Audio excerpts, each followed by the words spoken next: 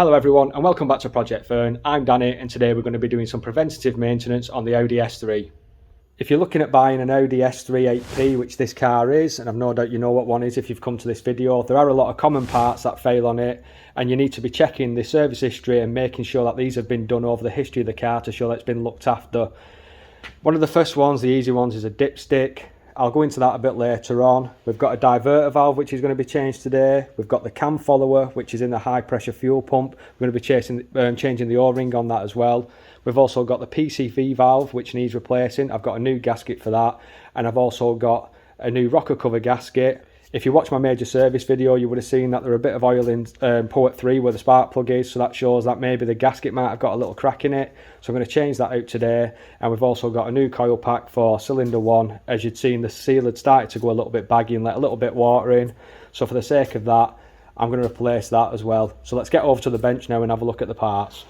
I'm not going to be going into too much detail today as to why all these parts fail or why they're common issues and why they need replacing and why they probably have been replaced in the past on the car. I'm going to save that for another video, which is going to be a full buyer's guide for an S3 8P. I'm going to go into a lot of detail. I know there are other videos on the internet that do buyer's guides, but hopefully I'm going to go into a little bit more detail. Also do a print off checklist you can take with you if you go looking at these cars, just so you can know them inside out, and within 20-30 minutes you're going to know whether you want to buy a car or not, literally off if it's going to tick the boxes or not, showing common problems, common bits to look at where you should expect a little bit of rust, how you can diagnose certain things when you go looking at them off certain noises. So it should be a good video. The first thing I'm going to be doing today is the diverter valve on the car, which is this. This is the latest one. I've got it from Audi. It was £56. This was done on the car in 2016 at 61,000 miles. I don't at this stage know how often they fail or how often they need replacing. I know you can get different tops for them and stuff. I can't remember what the make and model of them ones are. They're like an aftermarket one that a lot of people swap out in replace of these genuine ones. But I'm going to be replacing that first. It's probably the easiest of the lot to do. It's right at the front of the engine, but we'll go into more detail on that when we get to it. The next job on the list is the tappet or cam follower, which goes in the high pressure fuel pump. I've also got the replacement O-ring as well. See, a lot of people replace the cam follower but not necessarily always the O-ring. I'm not saying that it needs replacing every time you pull the fuel pump off, but for peace of mind and while you've got it off, you may as well slap a new O-ring in anyway. I got both of these parts from Audi. They were £53 or £56, I can't remember off the top of my head. Sorry, £53 for these two. Part numbers are in the description below. This was done on the car at 61,000 miles in 2016, and it was also done in 2019 at 121,000 miles. So it's done 20,000 miles the car since it last had this done. I don't mind replacing it for the sake of £53. Peace of mind again, they are known to wear quite quickly. I don't know what condition this one's in this car. I'll have a look when I take it out, but that's going to be job 2 on the list. So this is the PCV valve, which also is a common problem on the car. I've got a brand new genuine one along with a genuine gasket to go with it. This was £48 from Audi and this was £23 or £25, sorry, I managed to get that one off eBay. Again, this was done in 2017 on this car. There are ways you can test these to see if they are going, which I'm going to show you like I said in that other video, but today we're just concentrating on swapping these parts out.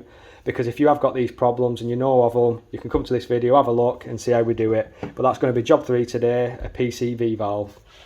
The job after that today is going to be replacing the dipstick. When I started looking at these cars, I noticed that some had orange dipsticks, some had yellow. So when I did a little bit of research, apparently these orange ones can come a little bit brittle.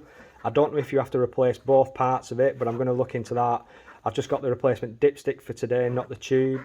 If I look into it a little bit more and you have to replace the tube as well, I don't mind swapping that off. But from what I've read online, it's literally just the dipstick that breaks up and turns brittle. So for £14 from Audi, I've literally bought a brand new one, which I'm going to put in today. And again, just a bit of peace of mind, making sure your dipstick don't fall bits. So I've got a brand new one. So if you watch my full service video, you would have noticed that one of the bungs that holds the airbox cover on had split. It's a common issue with them. They're kind of hard to get off. That's why you should always do it when the engine's hot, which is why I'm going to try and hurry up with this little intro section and get my airbox off. I've bought one of these. They're £5 from Audi, quite a bit more expensive online. I'll link them down in the description below. But I'm going to put a new one of them on today, and then we've got all the securing lugs intact and holding that airbox on properly. If you watch my major service video on the car, you would have seen that coil pack 1 was a little bit tainted, a little bit rusty because the seal had gone and let a little bit of water through. I can't sleep at night knowing that that coil pack has got some rust on it, so I'd rather buy a new one. I think this was £47 from Audi. It's a genuine one. I'm going to keep the other one. It still functions fine. The car drives amazing. The car's driving amazing as it is. I just think that because these are common problems, I'd rather just get them out of the way. I know the price is adding up for all the bits that I bought and stuff, but you're going to have to replace them sooner or later again. So I'd just rather do them all in one go, and then I know that they've been done. When I was doing the spark plugs on the car, there was a bit of oil in port 3, which I presumed was going to be a dodgy rocker cover gasket. I don't know when it was last replaced. There's nothing on the receipts or anything like that. So I thought for the price of it, I think they're about £15. I'm going to replace a rocker cover gasket today as well, which I may as well do while I've got the PCV valve off and stuff like that. So that's a big pile of common issue parts that are going to be replaced today. There's another common issue on these, which is the oil pickup pipe and O-ring. That's already been replaced, so I don't have to worry about that. So I'm going to crack on with the video now and start by getting the airbox off, and then we can go from there.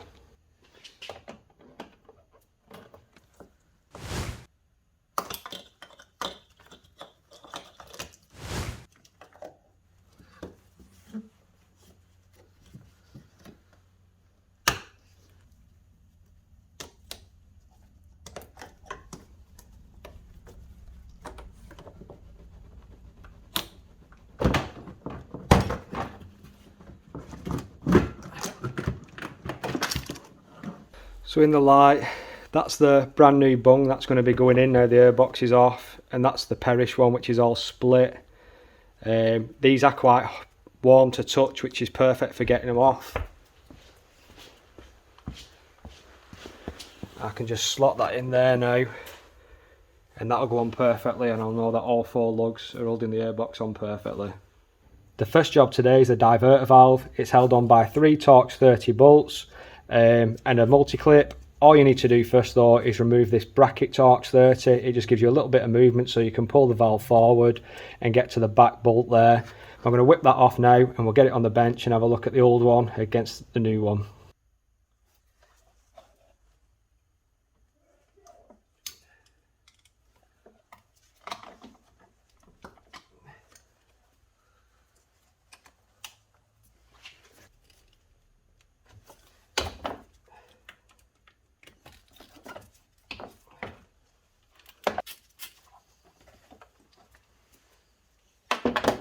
So we've got the new one and the old one side by side here. They're both exactly the same part. It's the G revision part. Like I say, this wasn't replaced too long ago. I don't know how often they fail. When I've pressed the spring back on them both, they both feel pretty much the same. This one's obviously a little bit slacker than how this one feels, but in my opinion there's nothing wrong with this part. So I'm going to keep that one in the box for a rainy day just in case, and I'm going to install the new one now by doing the reverse procedure of what I've just done. Quick and easy one to do that, so yeah, chuffed with that. So that's the new diverter valve on. I'm absolutely fuming. I've dropped my Torx 30 bit down there somewhere, and it's not hit the dust shield underneath, so I'm going to have to take all that off and get my hand up and see what's going on. But the next job is going to be the tappet and the high pressure fuel pump. So I'm going to start off by taking the valve cover off here and releasing any pressure that's already in it. I'm going to take the multi-plugs off, and I'm going to take this valve out as well, and I'm going to lower the take this pipe off underneath, which I believe is a 17 milli, and then we've just got these torque bolts that go around that are going to hold this pump on, and I'm going to slowly retrieve it, and I'll check back in with you when I've done that.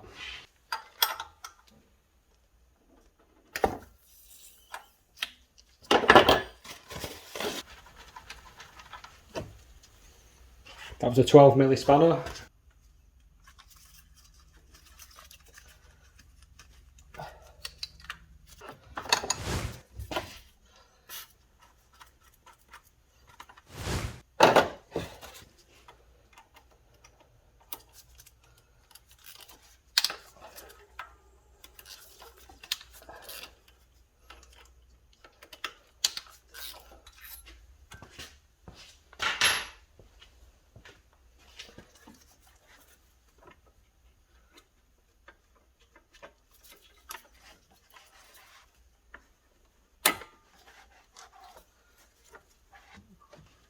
I've got the high pressure fuel pump off there. Unfortunately, whoever's had this clip off before has brought the multi-plug, but luckily I've not had to take that off.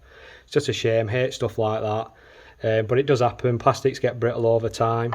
But in there we've got the cam follower poking out, and on the back end there, let me come round here a little bit, you can see the O-ring that I'm going to be replacing as well. So let's pop this cam follower out, get it on the bench and have a look at it for wear. It's not really picking it up on camera. I'll try and lighten it a little bit. There we are. So basically this is the old one, this is the new one, and looking at them, you'll have to take my word for it. The old one's like brand new, so that will be going in this tub for a rainy day just in case. 20,000 miles, not much wear on this, which is a good sign. So I'm going to oil this one up now and get it popped in and get the pump put back on. So that's the fuel pump back in. I just held it in level, pushed it in, and then compressed the spring in the pump, and then just put these in hand tight, the 3 Torx 30s, and then just slowly went my way around them and nipped them up, not too much. Top multi-plug back on, still fuming about this broken multi-plug. Pipe underneath, hand tight until the threads were all the way through, finger tight should I say, and then just give it a little nip up. Same with the bleed valve here. So that's all built back up now. These were tasks and jobs that I was a bit worried about doing really, but they're turning out to be quite simple, quite easy. Just take your time with them. Diverter valve obviously really easy. This was easy enough to do. Both actually didn't need replacing, but again I'm not bothered, it just adds to the history of the car. Next job is I'm going to take this PCV valve off, but then focus on getting the rocker cover gasket done. Because I need to take the PCV valve off to do that. So the next job is going to be take that off and get the rocker cover gasket off. Right, to get this rocker cover gasket off, there's a few pipes at the back here that I need to get off. Hopefully I'm going to be able to do this with taking this left hand one off and keeping this right one attached. I don't know how much flex I'm going to get, because these clips are usually one-time use. I don't have any more of them. I'll have to have a look, see if I've got a box of them. I don't fancy putting a Jubilee clip back on that. I couldn't live with that either. If I did put a Jubilee clip on it, I'd have to get the proper clip from Audi and put that on. But there's 2 bolts at the side here, and then you've got all the bolts on the top. Take all the coils out, get rid of the coil pack wiring, and I think we're pretty much good to go from there.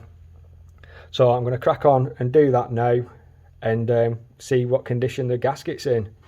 So I've got it all stripped down now, ready just to take the bolts out to get the rocker cover off and replace the gasket. I'm having a look round for leaks. There doesn't seem to be any in number 3 anymore. Now I've sorted that spark plug out, as the previous person who fit them didn't fit them tight enough, or didn't tighten them at all. But if you look at the back there, the gasket is weeping. I thought I could get away with not doing it today, but I'm going to whip this rocker cover off now and get it done. That's the rocker cover off. A bit fiddly, these 2 pipes on the back, wherever they were back here. I've ended up having to take that clip off, which I didn't want to do. But I'm going to have a look at that and bend it back into place and make it work again. Going to give this a good clean up now. This is just gunk off the engine. Where it was weeping on the back here, the back 2 screws weren't even tight. So whoever's replaced this in the past hasn't put it back, has forgot to do them 2 screws. There is a tightening sequence to them, which I'm going to link below in the description, so you can see which bolts get tightened up first and in what order. They get tightened up to 10 Newton meters as well. So I'm just going to show you under the bonnet now. So it's all nice and clean under here. Going to clean that up a little bit. The gasket has done its job. You can see where it's sealed and not let the water in. I don't know how that's happened, whether it's been jet washed or whatever, but down the back here I'm going to give that a clean up as well after I've put the rocker gasket back on. Just where it was weeping a little bit. So hopefully that'll solve the little oil leak that we had from the rocker cover gasket. So I'm going to crack on with that now, get it all cleaned up and get the gasket swapped over. That's the rocker cover all cleaned up, the new gasket on. I'm so glad I've done this job, because I can't tell you how brittle the old gasket were. It was literally snapping off in bits. I think there might be some under the... Can you hear how hard that is? Like, it's literally just snapping off.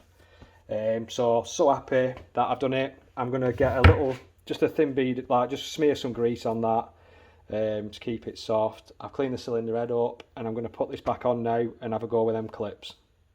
That's the rocker cover back in place. We've got them 2 pipes at the back in place, and we've got all the screws in now, finger tight. I've got my sequence over there, of how we tighten the rocker cover bolts up to 10 Newton meters. So I'm going to get the quarter drive torque wrench out now, set it and get it all tightened up. I'm also going to swap this rusty coil pack out for the brand spanking new one while I'm at it and get it all built back up, and I'll check back in with you in a minute.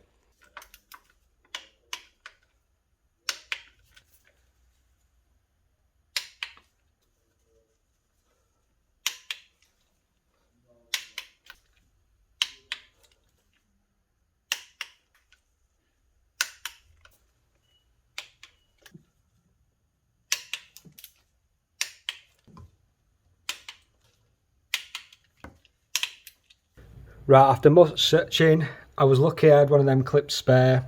I'm actually going to buy a box of them all different sizes because they do come in handy. I couldn't get the other one to clip back on. It was driving me insane. But everything's back on now, torqued up, 10 Newton meters, new coil packs in along with all the original ones. Give everything a bit of a clean up. I've put the PCV valve gasket in. I'm going to get that bolted on now. Get these two packs put back on, and then I think we're pretty much done under here. Going to get the airbox put back on, and then I think it's pretty much job done for today. Well, that is us done for the day. We've got the new rocker cover gasket on, we've got the PCV valve done, we've got the tappet and O-ring done in the high pressure fuel pump, we've also got the diverter valve done, and we've also got the new dipstick in, which is driving me nuts underneath there that it's orange, but I'll have to have a look at that when I get in. But that's everything done on the list that I wanted to get done today. I've got some screws to put in the undershield underneath that were missing when I did the service. Don't need to show you that. I'm going to get this built back up now, and then we'll get this video ended.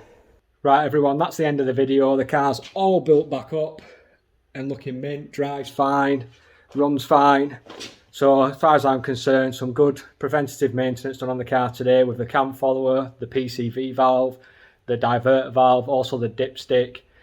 Really glad that I did that. Rocker cover gasket, as you saw, I brittled it where it was rock solid. It was like plastic basically. So I've no doubt that would have started getting a lot worse over time. I hope you've enjoyed this video. I hope you found it informative. Don't forget to subscribe, hit the like button, and any comments, put them in the comment section below, and I'll see you in the next video when I'll be doing the interior door card. And the video after that will be a full brake restoration on the back of the car, as we've got sticking calipers.